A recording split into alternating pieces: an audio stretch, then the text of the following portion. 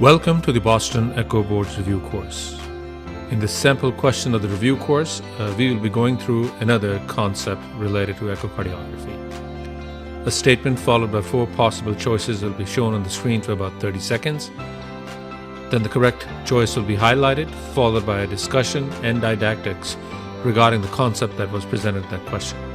Keep an eye on the clock because you'll have 30 seconds to answer the question. Enjoy.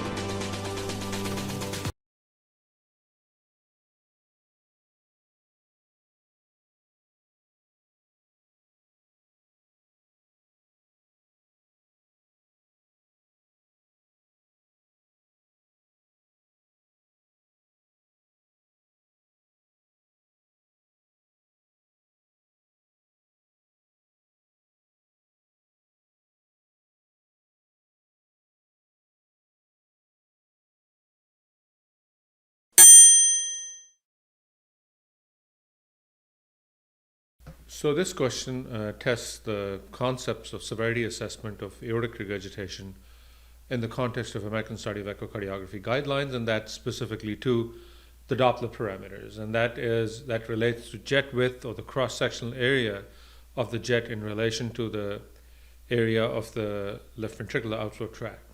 As you can see, that it is considered a very simple, sensitive, and a quick method to assess severity for either mild or severe aortic regurgitation.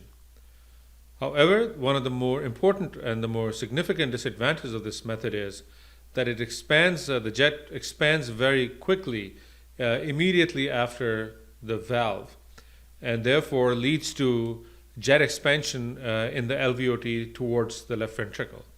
So if the severity of the jet has to be estimated accurately, it has to be done immediately below the valve. Well, this is not vena contracta. This is the jet's width in relation to the width of the LVOT has to be measured immediately below the aortic valve, that is towards the left ventricle, to account for or to avoid the immediate jet expansion that happens unpredictably towards the left ventricle. As you can see in this example that we are showing also, that the width of the jet is significantly less closer to the valve as it goes as compared to the location closer to the left ventricle and the distal portion of the left ventricular outflow tract. So therefore,